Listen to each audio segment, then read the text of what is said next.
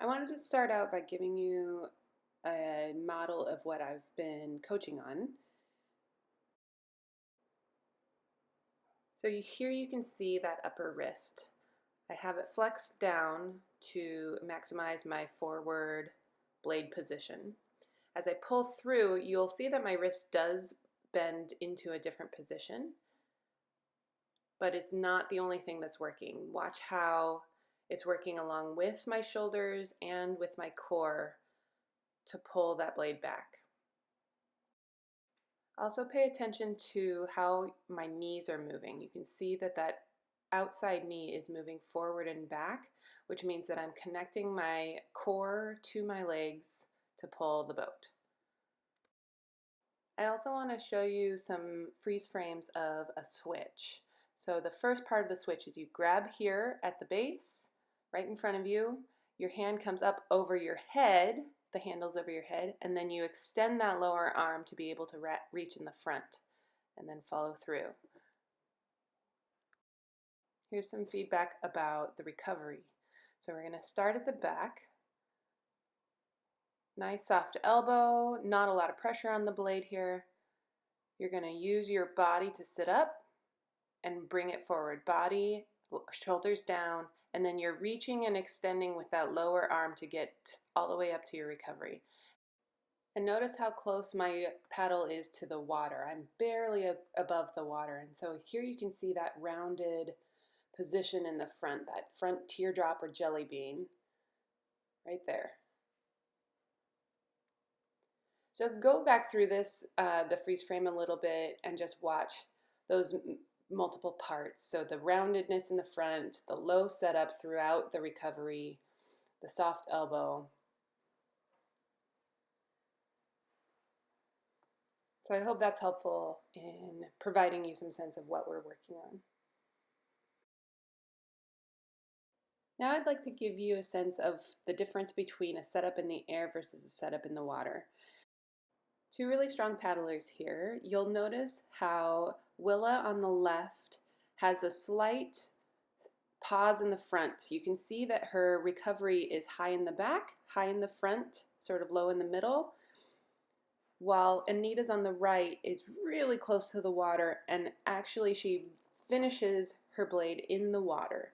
Both of these folks are incredibly strong, but the flow and the efficiency is a little bit more pronounced in Anita's stroke on the right.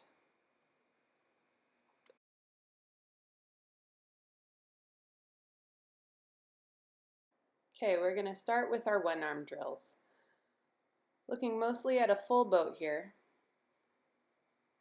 The thing you want to look for is paddles are going into the water at a 45-degree angle.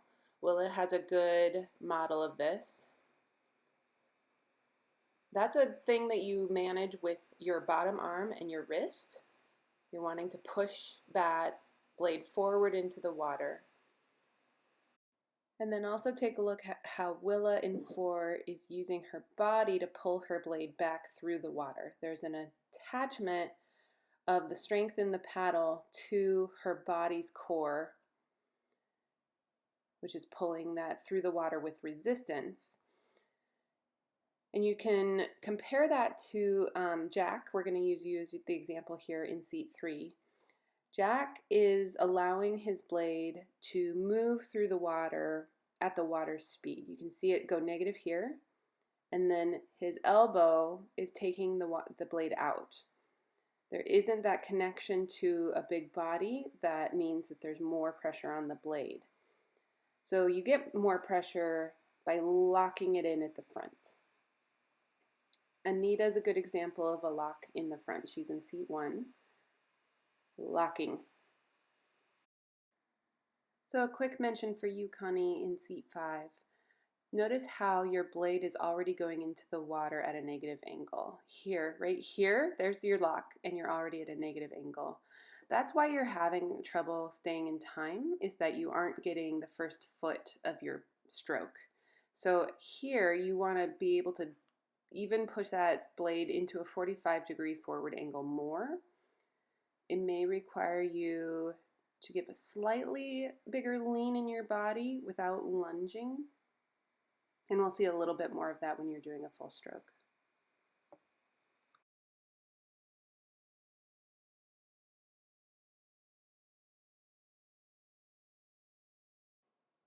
So just a few things I want to mention on the other boats doing the OneArm drill.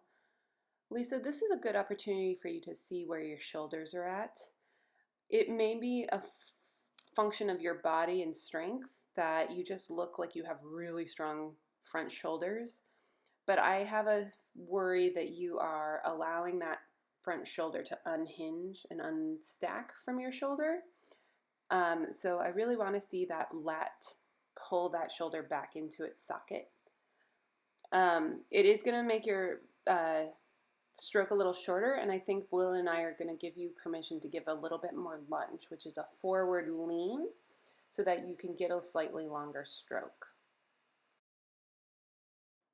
I'm not going to do a ton of individual coaching on our lock drill. I just wanted to give you some time to look at your own body, see what you're seeing.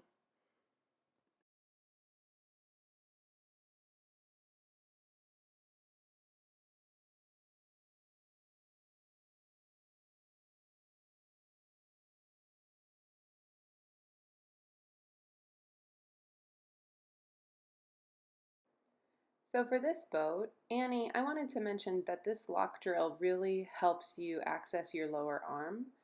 It's something that you'll see later in our full paddle video. But I like how you are getting this forward motion on the lock drill. Carolyn and Nancy, take a look at how your blades go negative much quicker than Annie's does. To me, that's a function of your lower wrist. You're wanting to use your lower wrist as well as that lower arm with the lat to push forward into the water.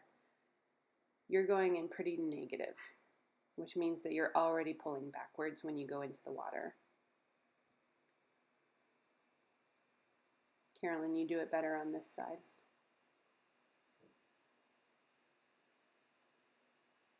Chelsea, you're going to want to watch how much you're pulling this out of the water with your elbow. Look at how much you're using that elbow to get out of the water. Start to connect your body to your arm on your recovery. So feel yourself lengthen through your torso as you rotate forward. Lynn, you look like you are really working hard to get that forward motion, but I can tell that you don't have a ton of pressure on that blade yet. The amount of wiggle and looseness in your hand, you should be feeling your forearm and your wrist working really hard to keep that paddle stable. Also take a look at how much your body sits up and over to the left at the back of your stroke. You're coming past straight and then you're leaning to the opposite butt cheek to get this out of the water. I want you to be working on getting your paddle out of the water by allowing your top hand to float over the center of your body when you recover, using sort of a sword draw motion out of the water. I'll show you some of that in person.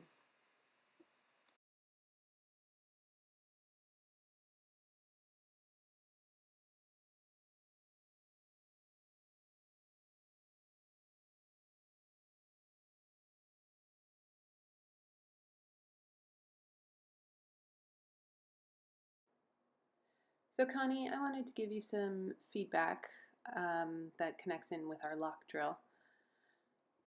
And we're going to slow this way down so we can see the front part of the stroke. Look at, here's where you bury, and here's where you take out. You have a vertical teardrop, so you don't have a very long stroke. You are losing about a foot right there because you are planting downwards rather than forwards. Watch your body as it lunges into the water here. So it's a downward lunge, it's a downward push with your top arm. What I'd really like for you to do is get this front lat or this bottom arm lat to push forward there. So you see how it pushed down rather than forward?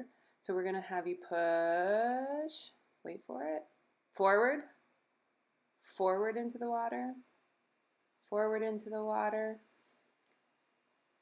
so that we want to get your teardrop to actually lay on its side with the like big bulbous end at the front of your stroke. So what this is going to feel like, notice how your head bobs in comparison to the background. You're going to take out that bob. You're going to actually stay really tall, and then you're going to feel your lats push forward. And I want you to always think about the forward movement into the water, because hopefully that will help you get an extra foot of catch. And what that will do is time up your timing. You can see that you're always running a little ahead of everybody else, and that's because your stroke is shorter than everyone else. Lots to learn. Thanks for taking the feedback. Joel, I wanted to give you a little steer coaching. So I don't think that you had integrated the one-armed poke yet, but your two-armed pokes look really solid. You're getting a lot of stick near the boat. What I want to have you think about is, here you are asking your boat to turn to the right, and you're almost to the right, and then you want to give it strokes on that side because that's going to even out your poke to the right. When you stroke on this side, you're wanting your boat to turn to the left. So that's giving your boat some suggestion of left movement. You want to think about if you've created a straight enough line for you to give those strokes. You don't want to give strokes if you still feel your boat kind of wanting to turn. You want to get it to that point where it will behave and go straight for 7 to 12 sides before you start paddling on the same side. You can paddle on the other side to keep suggesting a right hand turn. You can do some draw strokes on the left side to suggest a right hand turn. You can do some draw strokes on this side to suggest a left hand turn. So that's going to be some of the new tools that we talked about in the boathouse.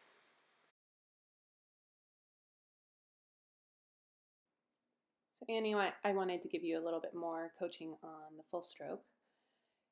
I think there's a lot of years to reshift in you. There's a lot of old dragon boat stroke here, in that you can see your head in comparison to the horizon do a lot of bobbing up and down, right? And that's transferring to a movement in your boat to bob into the water. You can see it kind of like sink. So I want you to work on smoothing out your downward motion, which means you may want to take some pressure off of your top arm for a while. What that will do is allow your bottom arm to really focus on this catch and lock into the water.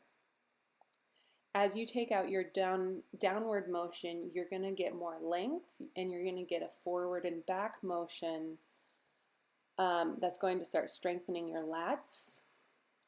And once you have that, then we'll be integrating in the load portion, which is that upper arm. But yeah, I would say take off some upper arm strength and watch your heads bob as your big efforts.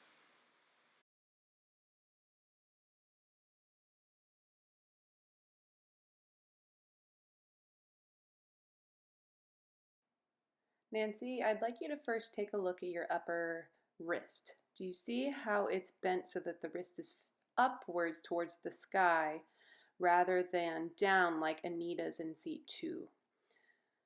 That is already making your blade incline to the back. When we hold our blade with an upper bent wrist, like a arcing up to the sky kind of wrist, it makes our blade want to go back to the back of the boat, which you can tell here that your blade is already going in negative when you enter the water. Look at how right here you're perpendicular and you're already going negative. You want your blade to be going forward into the water. Take a look at Annie's in seat 1. There's a forward roundedness as she pushes into the water with that lower lat that you don't have. That's going to really be something you can do if you change that upper wrist. You're going to be able to find that lower lat even better. The other thing I just want to mention here is watch how most of the movement of your draw through the water is coming from your shoulders and maybe your upper core. You have a little bit of a lean. I can see your butt moving. And you can see it more on this side actually. But I want to see a little bit more leg load. I want to see all of this connect down into your torso. So Willow was talking about there's an actual corkscrew feeling in your core as you pull. So you pull back. You should be feeling your obliques in your abdominal muscles pretty intensely on your pull. So I think with those three things, you'll be perfect.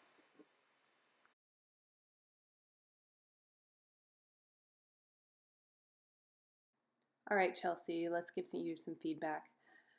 So right away, I can see that you're doing a little bit of a cheat with your upper elbow. Do you see how it's bent more so that your hand is really close to your forehead? That's overcorrection. That's not going to give you any more reach, but what it does is it closes off your upper body. So I want you to have a little less bend in that upper elbow. And so let's watch the switch and what your hands are doing. Notice how you are doing a one-arm drill on most of your first strokes. Again, watch my intro a few times to see where my hands are when I'm catching that blade on the switch. And then take a look at the back of your stroke. You are strong and you are being intentional through your hip to your butt of your stroke, which basically, can you see the downward movement of the boat? You are part of that. You are pulling the boat down by pulling your blade up through the water on your recovery. So from your hip past your butt, I actually want you to back off a little bit on that recovery. That is not supposed to be a power part of your stroke. It's supposed to be where you are getting a little bit of rest. So if you can rest a little bit in that, I think you're going to take that splash away, and the sinking of the boat is going to be minimized. Otherwise, you are a very strong paddler. You have a lot of core use, and we can tell that your body is connecting with your arms through your stroke. Nice job.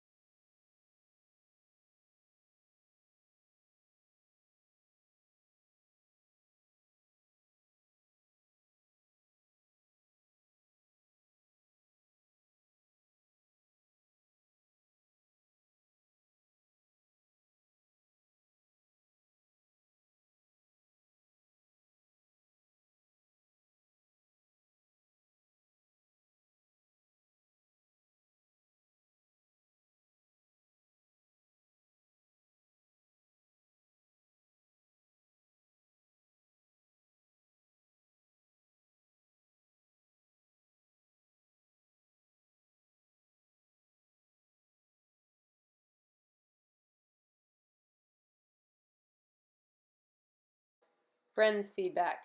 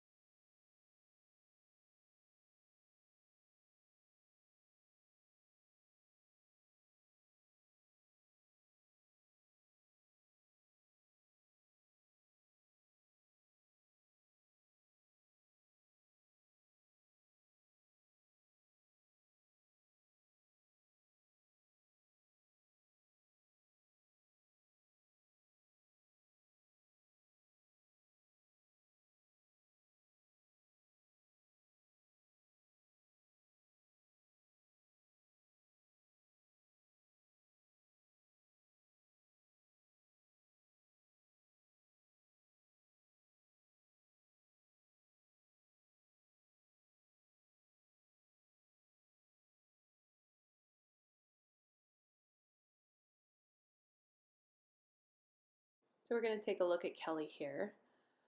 When we get you onto the other side, we'll be able to see your shoulder. But take a look at how straight your upper arm and your lower arm are here. And then take a look at this lower shoulder, how it pushes itself out of socket at the front of your stroke. We want you to keep that shoulder pulled back and down to avoid injury. So you have a pretty classic dragon boat stroke. What isn't working is you can see how at your front you are already negative as you fully planted there. You're negative now. And so you're missing a whole foot in the beginning of your stroke.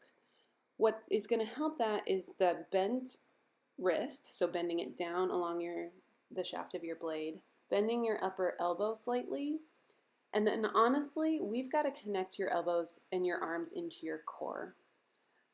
For you specifically, that might mean getting a little bit more of a hinge, so a lunge forward. It might mean just practicing finding a corkscrew feeling in your obliques and your abdominals, and accessing those lats. Because you can see how you actually are faster than the rest of your boat. The rest of your boat is slower than you. And as a seat one, they really should be following you, but you also need to have a stroke that best accommodates all of their strokes. So with all of those things, we'll keep working on that and working on that feeling of catching it at the front with your body.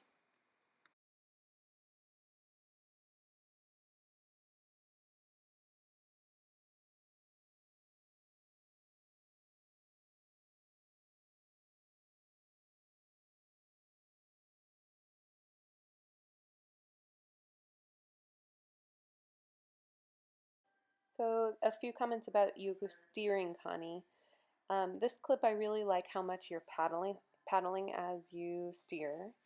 It looks like you usually get 6 to 10 strokes in per any given side. I mean, one of the things that you'll start to feel is as you engage in the lock of the new technique we're teaching, you're going to notice how much harder it is to paddle with that big blade, and it's honestly been a really good teacher for feeling that lock. The one thing I want to call out for everybody else is notice how clean Connie's pokes are. There's not any water coming off the blade. And then Connie is reading the motion of her boat and paddling on the side opposite her poke to sort of balance out the turn of the poke. So nice job.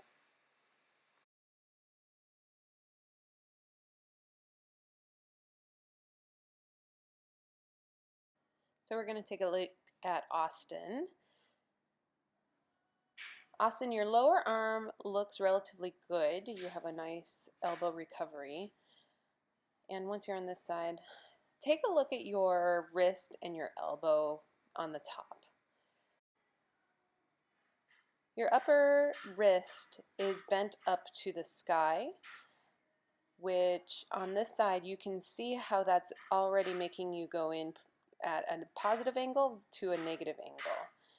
So I want to see that wrist actually push downwards, and see if you can start to feel how that gives you a little bit more catch in the front. The other thing I want to say about that upper arm is that you'll want to watch how much your elbow is pushing down on its own. On this side, you can really see how you push, and your top end pushes more than your bottom arm is pushing forward. So you're moving through the water faster than everybody else, which puts you slightly out of time. Otherwise, you have good body position.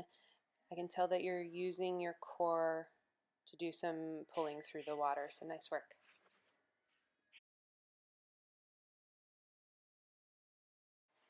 Okay, we're going to take a look at Lynn, and sorry for this angle. The first thing I'd like you to do, Lynn, is watch yourself in relationship to Lindsay. I want you to watch how much you're coming out of the water and then going into the water versus Lindsay's front and back. So what you can see is that your blade is about 3 inches to 4 inches above the water, whereas hers is just right on top of the surface. So for me, your stroke looks like it's round. It has a round up and down as well as front and back. What I think that is related to is that you are pouncing on your stroke at the front. So you can see how your head is bobbing downwards, right? If you look in relationship to the horizon. So one of the things, as you keep working on the lock, you're going to work on smoothing out your up and down movement. What's going to happen is you're going to start feeling those lat muscles be more prominent than your back muscles. And hopefully that will also kind of remove that choo-choo train elbow that you have on the lower arm. So yeah, I think everything I want you to do is focus on the lock so that you get a little bit more pull at the front of your stroke, and that will even out a lot of the things that I've just commented on. So Anne, let's look at your switch in seat 2. Here we go. Notice how you've got a great setup, you've got a great switch, but then you hesitate right here, and so you enter the water just slightly late on your switch over. And I did watch some of your other ones, and it looks like you're consistent in being a little bit slow as you go into the water. So one of the things that you can work on is just making that last bit of your stroke a little bit more fluid into the water so there isn't a pause as you set up on that switch. Otherwise, you are a great example of locking it in, having a strong upper arm, having a strong lower arm, utilizing your lats, you're staying close to the water, you're getting a long, deep stroke through your stroke. I think that you could work on bending your wrist just slightly more. I think that it looks like it's pretty good. So again, there's a little bit of a hiccup at that at the front of your switch.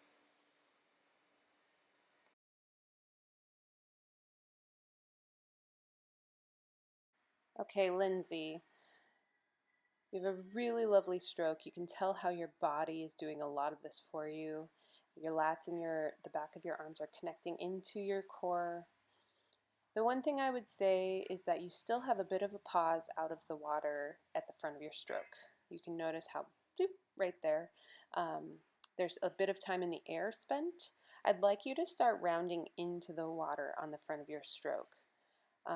It's such a minute, small change, but I think that you really do have a lot of good skills already, so we can work on small changes for you. The other thing you might try is it is okay to let that top arm recover across your face slightly so it comes into your center on your recovery. If you allow your hands to float in front of your face on that recovery, you may find yourself bending that lower arm just a little less as you recover.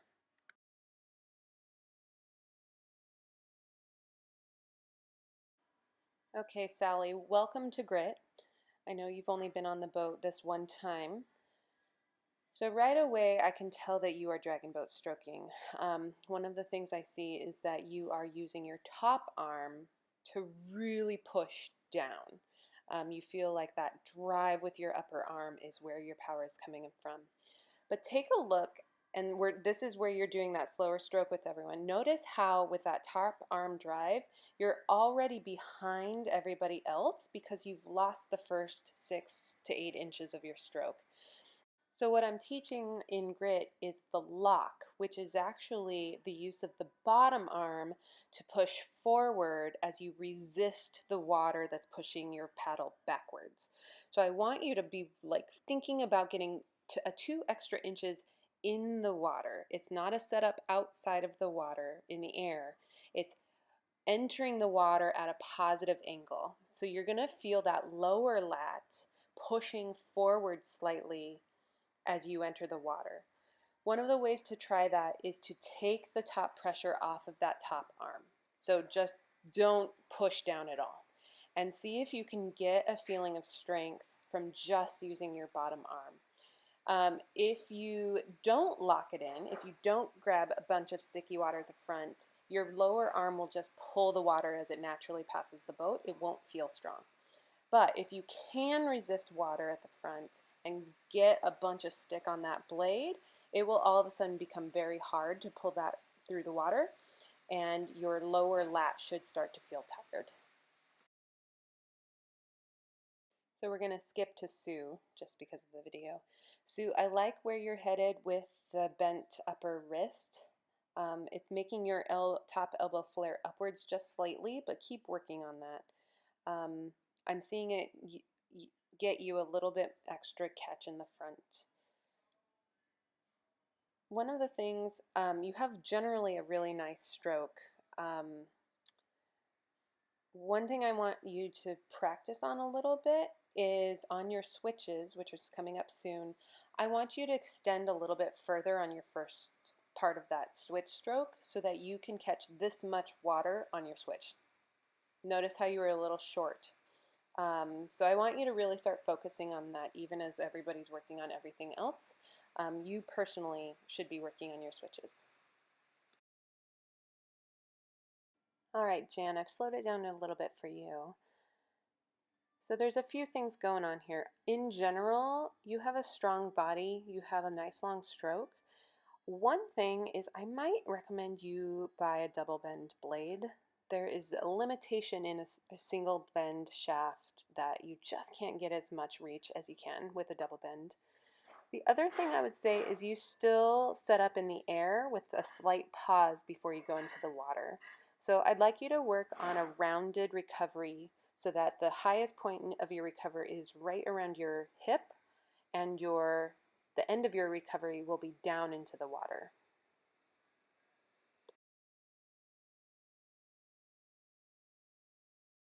All right, Gretchen.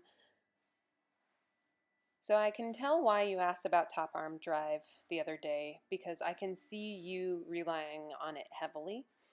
You can see it even in that elbow, that upper armed elbow has a little bit of its own drive, independent of your full arm. What happens though, when you depend so heavily on that top arm drive to feel strong, you are missing about 6 inches of the front of your stroke. So your strength only starts around where your knee is. So what I would like you to do is take the top arm drive out of your equation for a good month. Like really make yourself learn how to use your bottom arm for strength. So pushing it forward, feeling that lat engage, and then pulling through the water with your bottom arm with no top arm drive whatsoever. That is going to train your body to get more pull at the front with that bottom arm. And then when you enter your top arm drive again, you're going to have 6 more inches to pull and you're going to be faster. The other thing I would say is that you're cheating a bit by holding your blade up so high. Notice how you're like 3 hands above the shaft. If you hold it lower and you bend your top wrist, you are going to have to lose your top arm drive. Your blade in your wrist will not allow you to drive. So that's one way to try fixing that piece. Okay, we're going to look at Nathan. So Nathan, right away, I would say a double bend blade is going to work much better for you. That will help you not rhino, so your hand is really close to your face, so you're artificially trying to get a reach by bending your upper elbow so much. But to take a look at how much faster you come through the water than everybody else. You have a deceptively strong stroke in that you feel strong, you look strong, your body is strong, but you are missing a lot of water at the front. If you could grab about 50 more pounds of water, you would have a hard time pulling so quickly through the water. So that's going to be that lock that we've been practicing. And I would be happy to work with you individually on this. But I just want you to get more water at the front before you start pulling. You know, one thing to consider, Nathan, is Watch whether your blade face is perpendicular to the boat. You may have it turned slightly, like cocked in or out, so that you maybe aren't getting a very perpendicular face. That would be one thing that would make you pull the water faster. So just take a look at that the next time you're on a boat.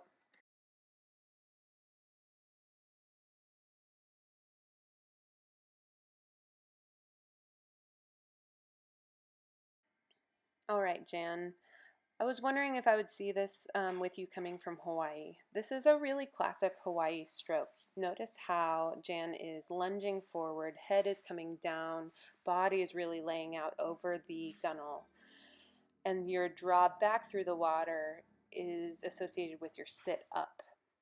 So one of the things about our stroke is we are working on taking that hinge out of the equation for efficiency and for wear and tear on your body.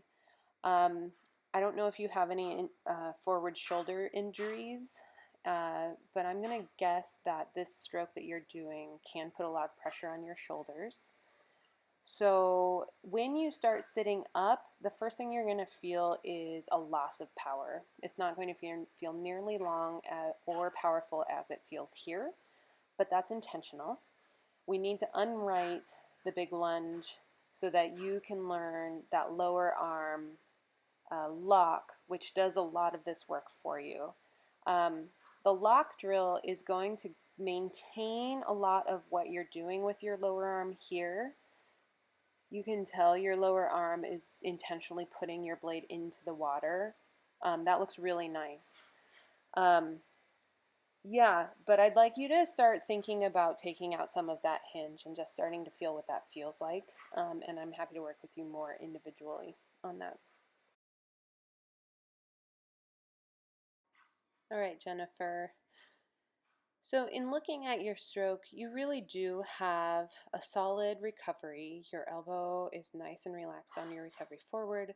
You're entering the water pretty well. You could be a little bit lower in your setup at the front. I think the main thing I'm seeing is that upper wrist is bent towards the sky, which with your single blade is already primed to make you enter in negative, and so you're losing that front. So if you're going to keep your single blade or single bend paddle, the cocked down wrist, so pointing towards the water, is going to be a crucial change for you so that you can get a few more inches up in the front. If you could get a double bend, that would be amazing as well. But I think that's going to be a pretty significant shift for you, and I think that's what I'd like you to focus on. All right, Mindy, let's look at you on this side. So first thing I want you to look at is when you enter and exit compared to Jennifer, who's in seat 2. You both are about the same body size, same height. One thing that's really different though is where you are ending your stroke. You come out of the water about a half second to maybe almost a full second before she does. And so I feel like you're rushing through the length in the water. That could be, can you see how your top end sort of like twitches forward, like it rolls forward? That might be what's happening in the back end of your stroke. But I think that the prime thing that would be important for you to focus on is feeling more water. I'm not entirely sure how to like change that for you. You may try leaning out a little bit more. Take a look at Jan in seat 1, how much she hinges. Maybe you should do a little bit more of a hinge. I would give you that permission to try it. But honestly, I want you to do a lot of lat exercises. So lat pull downs, hanging lat shrugs, and start to feel how that lat strength starts to get you more catch in the front and then more body of water on your blade. That's all I got for right now. Okay, KJ, I'm going to torture you with some freeze frames. Look at how you are in relationship to everybody else on the boat here. Look at, that's your front. There's your berry. There's your follow through. And there's your exit. Notice how straight everything is. Your upper arm is incredibly straight, your bottom arm is straight, your back is straight, but your triangles are all really short. So what I need to see from you is a slight bend in your top arm. You can't get forward into the water at a forward angle without a bend in your arm. And you can't do it without some rotation of your body. So I want to see more of your bottom shoulder rotating forward. Right here, I should see your back. Here, I should see a little bit more of a rotation in your torso, so that I could see your chest right here. And honestly, if you look at your recovery, it is all done from your shoulders. Look at how your shoulder is the prime worker right here. And up, down with that shoulder. Your core isn't doing much to rotate forward. So I need you to bring your stroke into your lower body. In the boat, you're going to feel your quad become tense and tight as you rotate forward onto it. Your chest is going to drop lower over your quad, and you're going to rotate your lower shoulder forward slightly, not letting it come out of socket, but there will be a turn so that your obliques are working. So we'll have to do some of this in dry land and individually. But yeah, take a look at that a few times.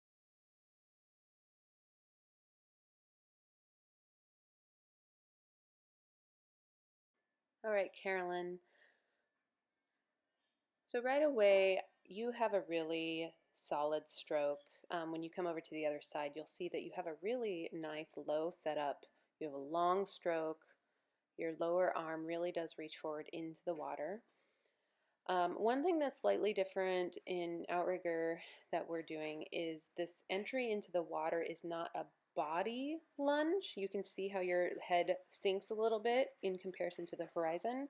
It means your body is working to get it into the water. We want your arms to get it into the water. So your head is going to stay in generally the same position, and your arms are going to be what enters into the water. It's a very subtle change. The other thing I'd like you to try working on, take a look at your switches. Your first stroke is only about half of this really beautiful length. So I'd like you to work on staying forward, your body staying a little bit more forward in your switches. You see how you sit up to like 90 degrees. So if you keep your body forward, you may be able to get an extra extension to get a full stroke in your first one. So Jack, we're going to take a look at you. One of the things you can see in this particular clip is some timing issues. That is because your front of stroke, you look like you're grabbing water at the front, but I think you could grab more. Honestly, I think this could be a female-male dynamic in that being on a boat of all women, it may feel like you are pulling more water, but that's the point.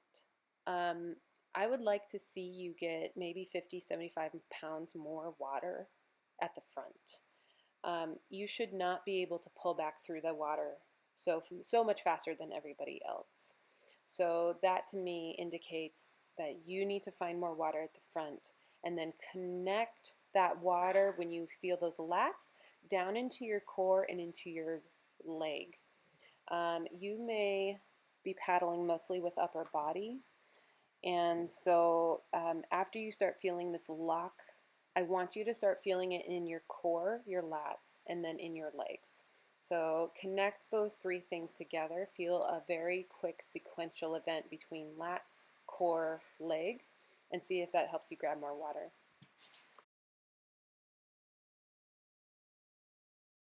All right, Alex. So since this is your second season, I'm going to give you something more fine-tuned. You generally have a good stroke all the way through, but you could do better on the front catch. Notice that you are off the water about 2 or 3 inches, and what you think was a lock, you could do better.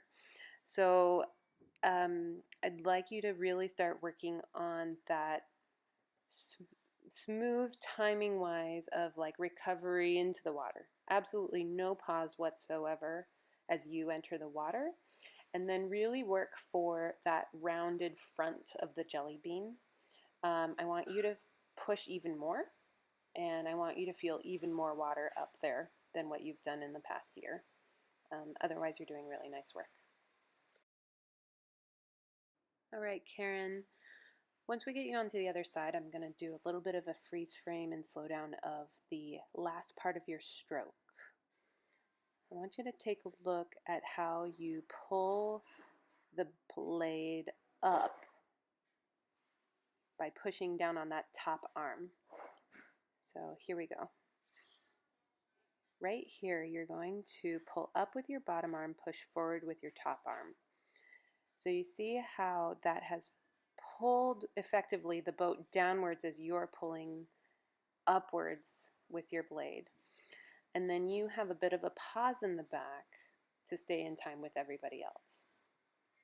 So the ways that I see this being changed is I want to get a little bit more extension from you, a little bit more rotation, a little bit more lunge as you enter the water.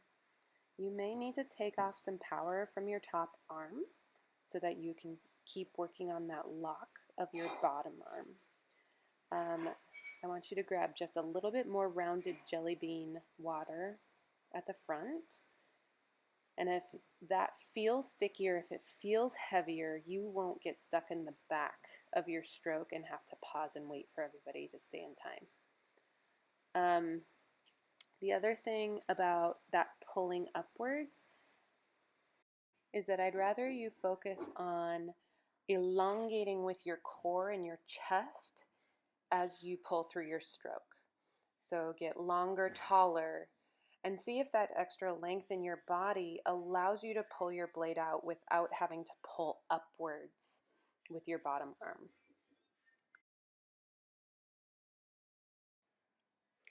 So Katie, I just wanted to give you a bit of feedback on steering.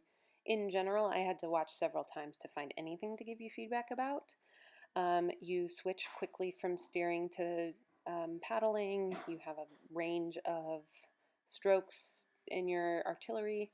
One thing I think that you continue to work on is being more gentle in the water so that we don't feel you. You have very strong pokes and strong correction strokes, but Johnny Puakea's feedback to me was I was being too,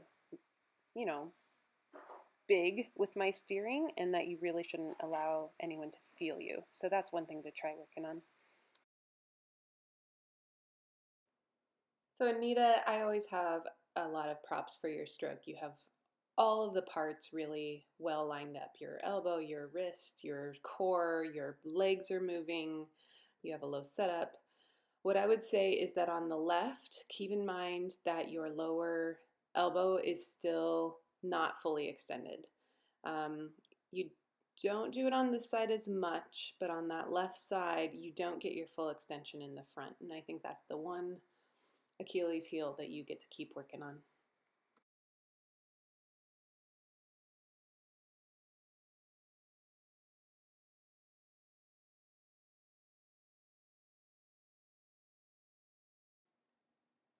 So Jack, a little feedback for you in your boat. You were talking to Willa throughout this, so we'll just ignore your head.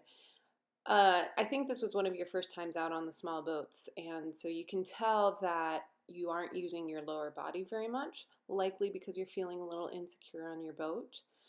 What we do want to see over time is for you to access those legs. So you'll see your knees sort of go back and forth from each other. You can watch Anita's knees in her video, and that will help you locate more power.